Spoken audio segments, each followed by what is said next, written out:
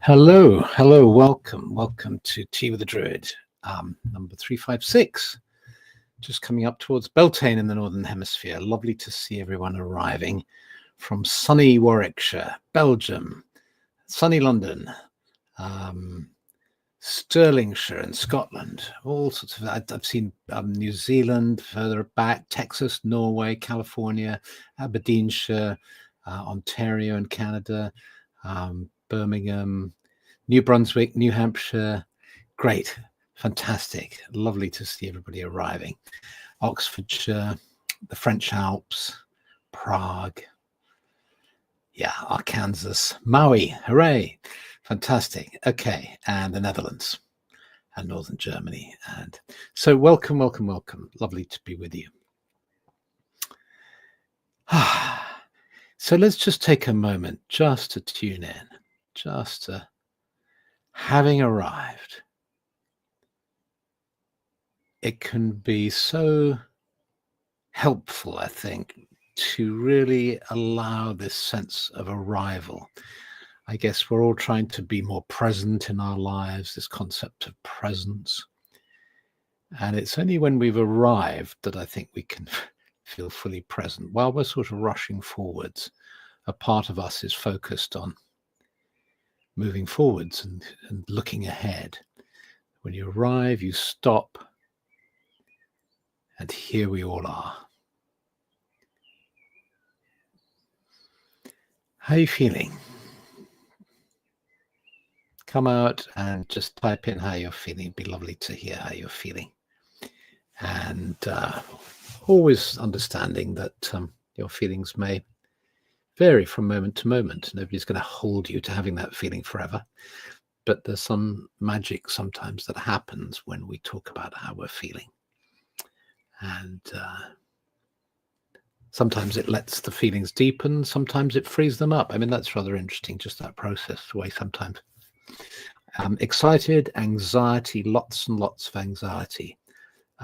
Sadly, only here for a holiday in Glastonbury. A wee bit tired, but cozy, blessed, fragile, peaceful, relieved at the tail end of a cough, pleased to be here, uplifted, grounded, connected, rested, somewhat hopeful, rested, happy and glad to be here, tired and nervous, sad for friends, grateful for my life, happy, anxious, pensive, hopeful, emotional, post-exam stress and euphoria, first time, happy to be here, unhappy, so-so, feeling tense about the world, but personally feeling good, relaxed after a busy day, tense, a bit exhausted, but looking forward to the meditation, sad, loving of everyone here, excited to start my ovates journey, trying to settle, joyful, tired and relaxed, excited with a touch of trepidation, busy brain but content. Hello from Melbourne, relaxed. Just going so fast, comfort zone stretched, glad to be here, thank you. Beautiful blackbird song drifting through my window all day. Grateful for the sunny day. Good to join in as I'm off today. Stunningly beautiful day, grateful and happy, enjoying the vibes here. Curious, glad for a chance to check in from Liberty Hospital again. Defeated in my journey towards health. I'm sorry to hear that. Happy Beltane, blessed to be here. So good. Well, that gives us a sense of us all here. Suddenly it feels a bit more real, the fact that we're we're meeting together here. I'm feeling a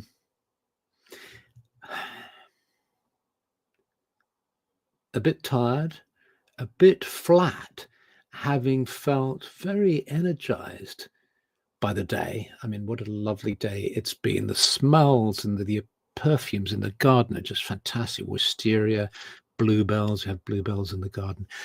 Stephanie and I went to the Bluebell Woods just down the road from us over the weekend, and going to Bluebell Woods always is just so special and so magical. And then it's probably just the time of day or so, but I started, the way you can feel yourself starting to go down. So I'm feeling and I'm also feeling like I talk too much. I thought we're coming up to Beltane. I'll just have a look at what I said Beltane last year on Tea with the Druid. And it's all there. I don't need to say it again. I know I kind of, maybe I'm what's the word, chickening out or whatever the word is. But I mean, if you want stuff on Beltane, like ideas and information, let me just post in the link and have a look at it sometime. And it's, there's a meditation and everything. And but I wanted to take that risk with you, because having done this for 7 years and having such a strong sense of being together with everyone, I've learned to allow myself to take the risk of not knowing what's going to happen when we're all together.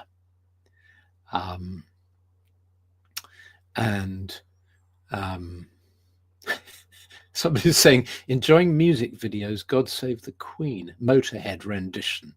Happy forthcoming Beltane name. I haven't heard that. I'll have to listen to it. Trixer, my bluebells are also coming out. Makes me so happy. It's incredibly happy feeling to see bluebells, isn't it? So yeah. And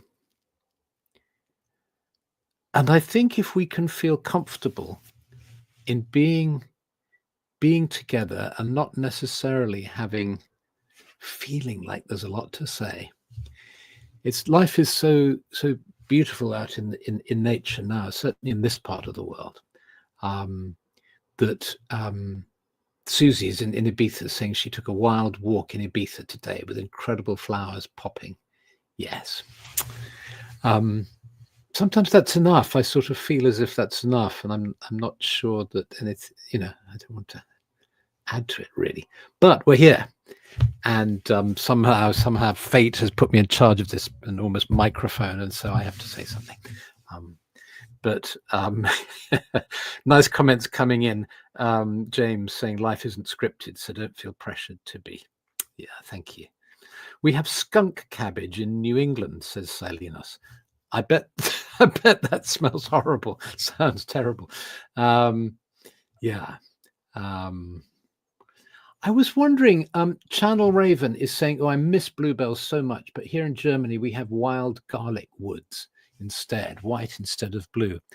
Those of you who are not in Britain and Ireland, although I'm not even sure about Ireland. No, I'm pretty sure there are bluebells in Ireland, but tell me if you don't have bluebells. I know that, for instance, one of the interesting differences that in Wales, you get these great floods of bluebells in open fields. So you can drive through. I remember driving through southern Wales last year and seeing these fields of bluebells. Whereas in England, they're pretty much confined, not always, but pretty much confined to woodland.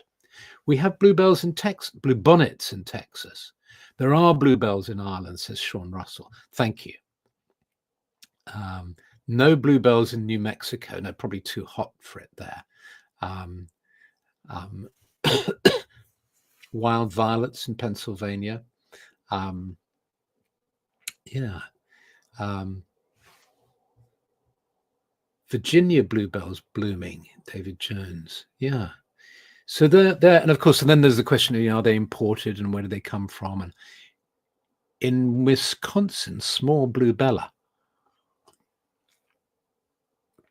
Right, lots of information. We have Virginia bluebells, but they're different. Desert bluebells in California. Wow. wood hyacinths in Pacific northwest of America, bluebells in Romania as well. Okay. We call them hyacinths of the woods in French. Aha, jacinthe, is that it? And of course, they smell like hyacinths, and I guess they're of that family. Yes. No bluebells in Costa Rica, says Elda. Bluebells and wild garlic in abundance here in West Wales. Yes.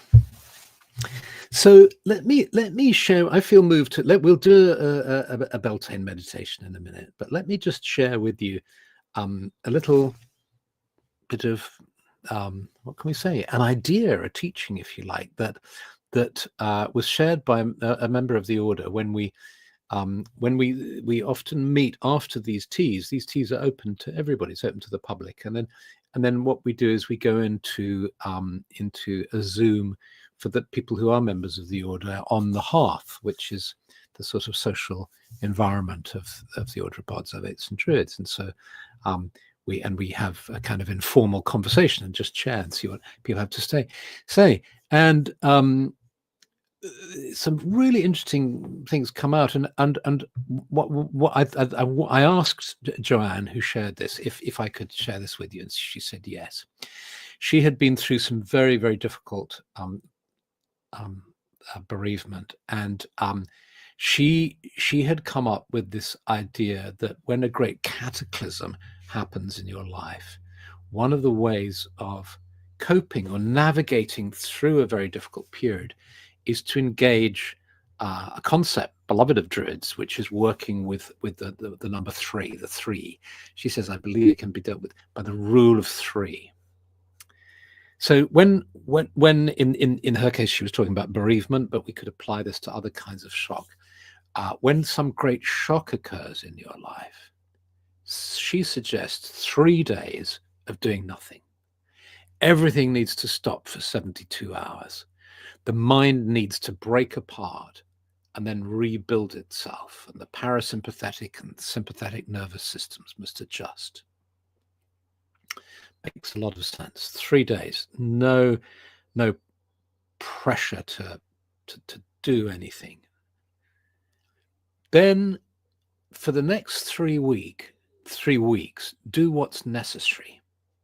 Whatever immediate circumstances that need to be attended to. I mean, a classic one in the bereavement, of course, is suddenly you've got all the business of organizing funerals and contacting people and doing all sorts of work. 3 weeks, just do what's necessary, nothing more. And through that time, gradually adjusting to how your cataclysm has changed your life. Then give yourself 3 months. She's suggesting that it can take about 3 months for our mind, our body, our nervous systems to settle. Then you can start making life-changing decisions. And of course, I think, one should take these ideas in the spirit in which they're intended, which is helpful ideas, giving you sort of frames of reference in really tricky circumstances. I don't think personally one needs to be overly attached to the period of time, in as much as if you need 4 months, 6 months, a year before you can start making life-changing decisions and so on. I think there's no reason in being overly attached, but just generally as a scheme, 3 days, 3 weeks, 3 months. One of the things people say is, if you lose your partner, like selling the house, for instance, don't immediately decide that you have to sell the house. Maybe wait 3 months, something like that.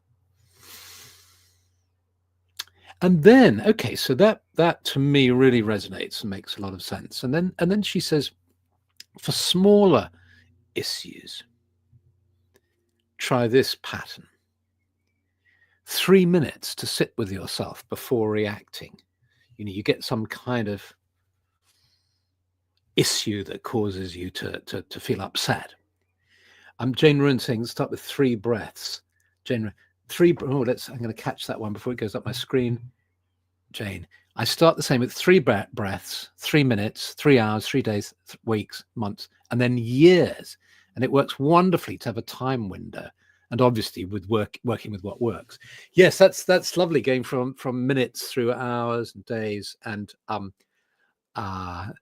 Gabrielle is suggesting 3 decades. I sometimes feel I need 3 decades to process things. Yes, exactly.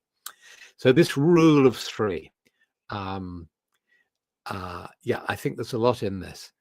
And here Joanne's suggesting, so, you know, if you just give yourself, you know, imagine you're in a situation, I don't know, somebody's aggressive to you in a situation, or shouts, or you're sort of shocked by something. Give yourself 3 minutes, or indeed 3 breaths, or 3 seconds, if that's what you need. 3 hours to form your words or positive decision. You know the thing when you get an email and for some reason you feel you've got to fire off a response, it makes you cross, or, you know, you want to challenge you know, something that somebody said. And, you know, I think probably all of us have had that experience of firing off an email and then just wishing that we'd stayed sat with it just a little bit longer. Even positive ones too, you know. I remember where this helped me in the most tangible way was when Stephanie and I were asked to create the Druidcraft Tarot by the publisher, and we'd published the Druid Animal Oracle and the Druid Plant Oracle. And then they said, will you do a tarot with us? And my initial response was to say no, because I felt, you know, 2 was enough, and Oracle's X, and it's a huge amount of work. And also I wasn't an expert in the tarot. We weren't experts in the tarot, and there wasn't a clear Druid connection with it. But I remembered, because in the Druid grade, we suggest you take 3 days over important decisions. So I decided not to respond to their email for 3 days. And over those 3 days, I got incredibly excited at the idea of beginner's mind approach, because I keep saying because we weren't experts, meant that we could approach the whole thing with beginner's mind. Because Druidry didn't have an obvious connection, that's okay, because there are, you know, Zen tarots and all sorts of tarots. You can use the tarot to illuminate another teaching. So that was applying the 3, and of course the Druidcraft Tarot was, you know, really a great success, and we loved creating it with Will Worthington's wonderful art. So that was an example of using a sort of having a framework like this. 3 hours to form your words or positive decision, maybe replying to an email or something. 3 days, the maximum time for non-life-changing events. Any more, and this is an interesting one, any more time and it will eat at you and possibly affect the outcome. That's interesting. You know, maybe if instead of sitting on it for 3 days, I'd sat on it for 3 weeks, I might have emailed the publisher back. He said, "Oh, sorry, we've chosen somebody else by then," or I would have got excited about it, and then my enthusiasm would have dimmed. So that's quite nice to give yourself an outside boundary there. And then she finishes by saying, "This scheme also helps me to honor the Trinity of the Arwen and the Trinity of Christianity." And I have found the 3 as a significant number in lots of different faiths. So that's interesting too. Jane, it is said it takes, so thank you, Joanne, for that. It is said it takes 3 years to settle into a new home. Yes, Meow, beginner's mind. It really was. It's a really, there's 2 concepts that I can suggest for if you're invited onto a creative project and you feel inadequate or unworthy, or you don't know enough. One is beginner's mind. There's a real value in that. And the other is taking the concept that a psychologist or psychiatrist, I think, called Winnicott, applied to parenting. He came up with a concept called good enough mothering, the good enough mother, because he realized that mothers always felt pressured into being the perfect mother.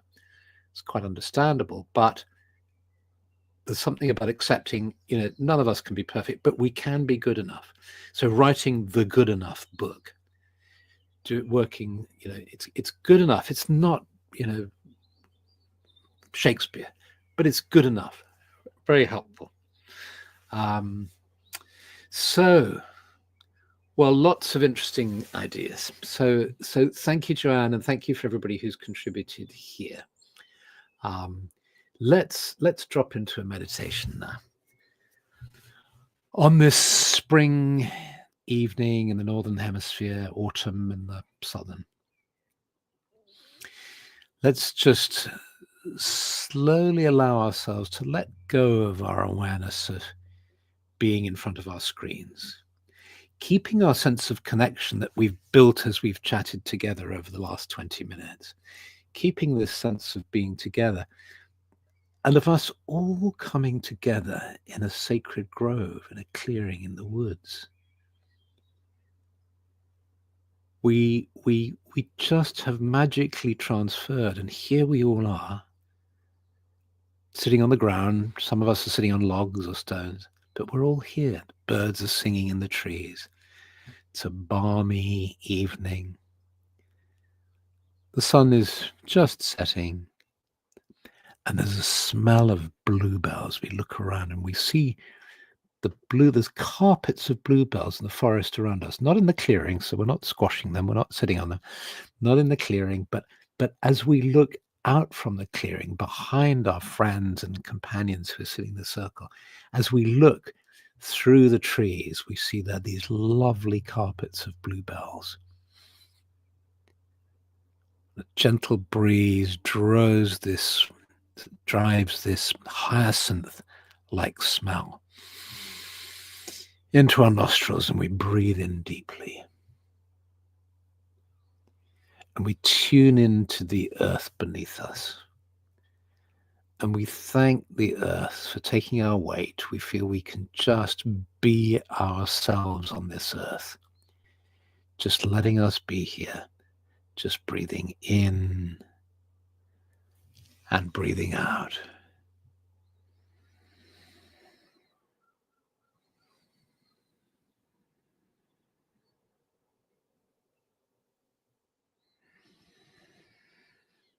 And we're aware of the community of life all around us and below us. This community of life that is connected, that is communicating in all sorts of ways, and that we are not separate from. This community beneath us, we're not just sitting on top of it. We're a part of it too. Our energy field, when you sit on the ground, part of your energy field, your aura, is in the ground. It's absorbing the energy of the earth, and then your body is absorbing the energy, changing your electromagnetic field, grounding you. And you just allow that sense of grounding and healing into your being.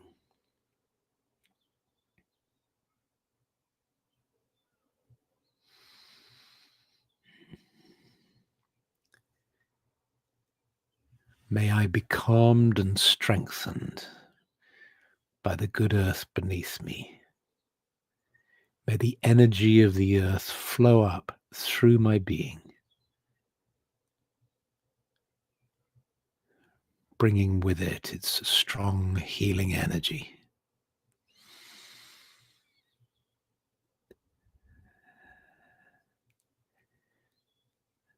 And you become aware now of the trees around you, sensing the companionship of the trees and the companionship of our fellow human beings as essentially the same. As living beings, some made of wood, some made of flesh, but conscious living spirits on the earth together, being together.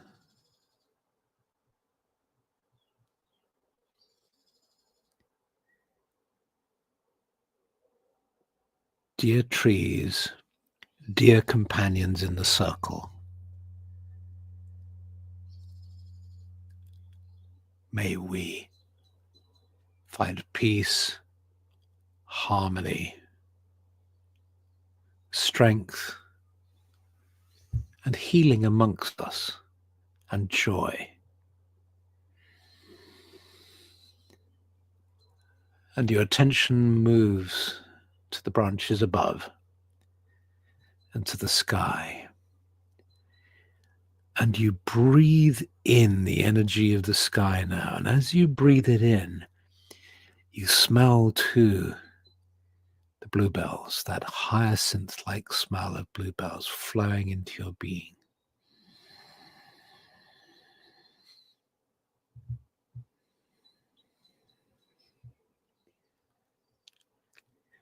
May the energy of the sky fill my being with joy and vitality.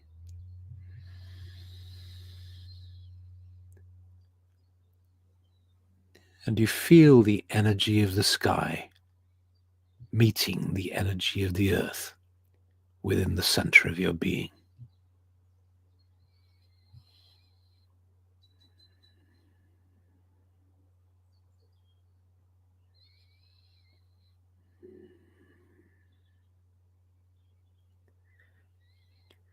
And as you become aware now of the grove, you start to hear the sounds of a crackling fire. And it's the Beltane fire that is being lit in the center of our circle.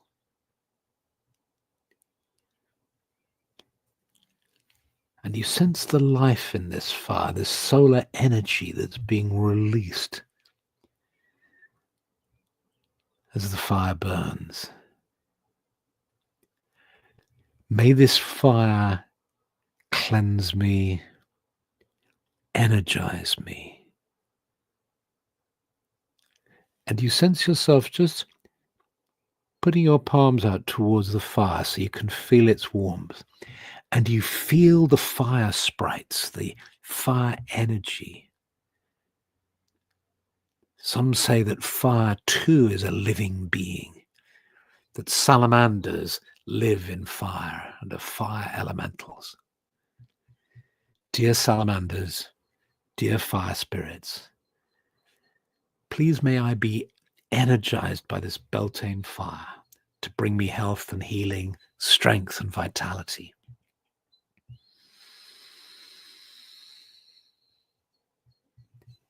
And taking this feeling of warmth in the palm of your hands, maintain that feeling of warmth as you lower your hands down onto the earth.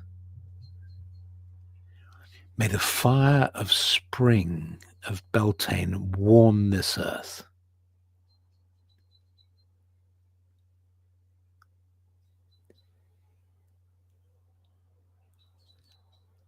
And you feel the energy flowing into the earth, encouraging spring growth. May this earth, may this land be blessed. And then lift your palms up now and stretch them out to either side to take the hand of the person to either side of you. Still feeling one and unique in yourself and your energy, yet at the same time, by holding the hand to either side of you, you can feel at one with all the companions in the circle. And in Druid ceremonies, we often finish our ceremonies by saying, we swear by peace and love to stand or sit, heart to heart and hand in hand.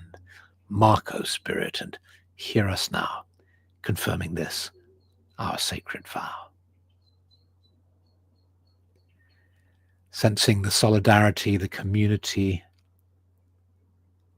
our strength together, you gently squeeze the hand to either side of you in affirmation, and then gently let the hands go and bring your hands to your heart.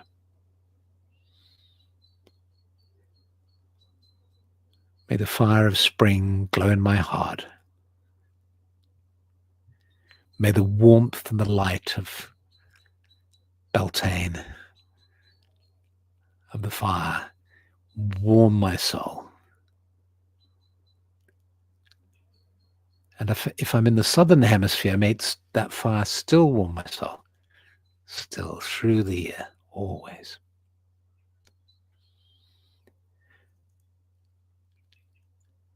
May my life be blessed. May all life be blessed. And you feel the warmth traveling from the palms of your hands into your heart and into your body.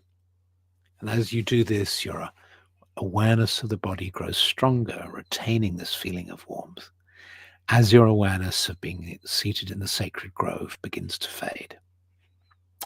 And when you feel ready, and only when you feel ready, you open your eyes.